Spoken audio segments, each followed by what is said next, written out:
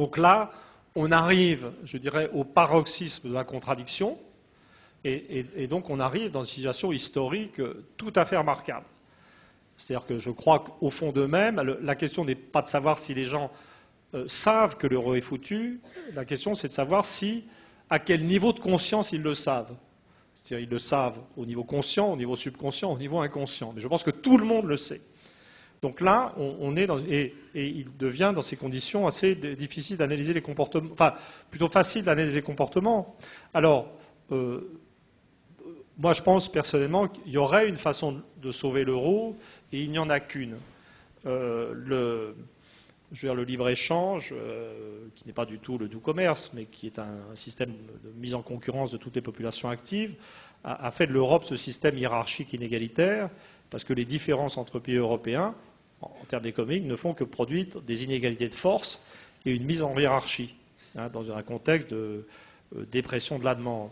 La seule façon de rendre à l'Europe de l'unité, ça serait de la protéger en tant qu'espace économique, donc protectionnisme européen, et d'utiliser le protectionnisme pour faire baisser la pression sur les salaires, rendre à l'État la possibilité de faire des politiques de relance, qu'ils n'ont plus maintenant, des politiques industrielles. Donc je pourrais prévenir, et d'ailleurs je vais militer dans certaines mesures, sans trop y croire, pour une Europe protectionniste se lançant dans de nouvelles pistes dans lesquelles les Français, les Allemands, les Grecs sont réconciliés. Parce que dans une Europe protégée, les différences culturelles cessent de produire fondamentalement des inégalités de force. Et on peut de nouveau bénéficier de ce qui fait la magie du continent européen, c'est-à-dire sa diversité. Ce qui est extraordinaire, c'est qu'avec l'euro et avec l'exigence d'homogénéisation bureaucratique, on a fait du don, ou de cette magie du continent qui est sa diversité, on en a fait un cauchemar. Donc voilà, donc ça serait, mais honnêtement, pour moi, au train où vont les choses, le protectionnisme européen, on ne va pas pour. L'histoire marche plus vite que ça. Ça serait très possible pour les Français. Mais vous voyez, si je vais produire une proposition du genre, imaginons que le gouvernement français soit conscient et courageux. On a déjà deux impossibilités. La conscience et le courage. Donc déjà, on a des types complètement abrutis qui sont entrés dans une sorte de vénération de l'Allemagne qui ne sait elle-même pas où elle va. Donc l'histoire, c'est aussi l'irrationnel et la folie collective. L'histoire de l'Europe, c'est rempli de ça. C'est ça, on est en train de gérer de l'irrationnel actuellement. Donc, ça serait très facile de dire aux Allemands, qui adorent la négociation rude d'ailleurs, j'ai fait un peu allusion tout à l'heure, mais les Allemands sont des gens charmants, si on sait les prendre. Et simplement, si on... Il faut pas, on doit se comporter en amis sympathiques et critiques, et puis dire aux Allemands, écoutez, soit on organise une Europe protectionniste, soit l'euro est foutu, on l'admet, on décroche. Et les Allemands sauront très bien que si l'euro explose, nous, on va avoir une année ou deux très dure.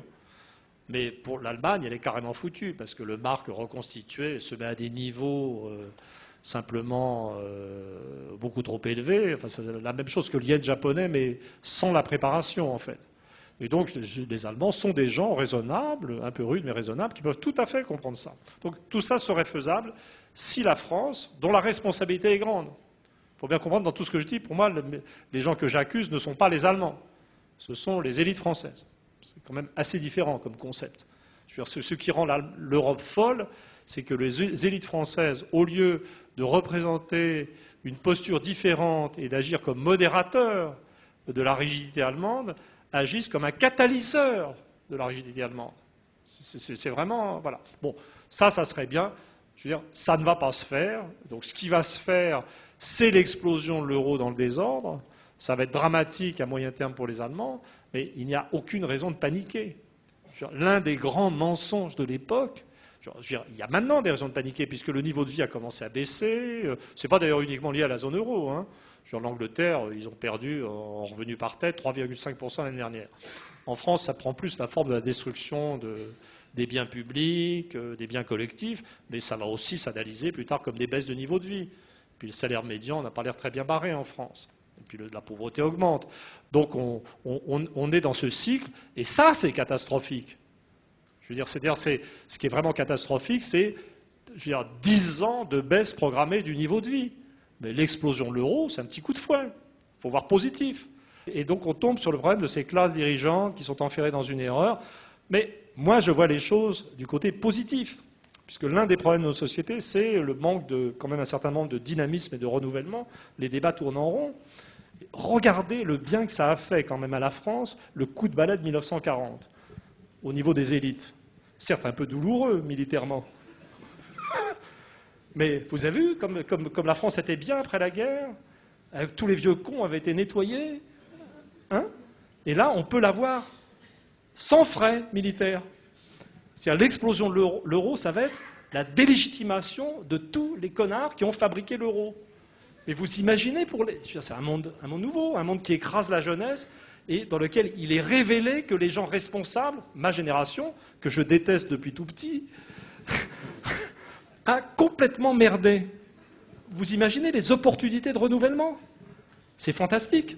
Alors, la disparition de l'euro, l'expérimentation économique, le protectionnisme écologique de Montebourg, par exemple, et la dette. Une super opportunité. Je ne vais pas refaire mon numéro que j'ai fait toute la semaine dernière sur l'illégitimité de la dette publique, mais regardez l'explosion de l'euro en termes d'opportunités de défaut sur la dette. On peut faire des choses quand une monnaie disparaît. Hein? Vous voyez? Un monde de rêve.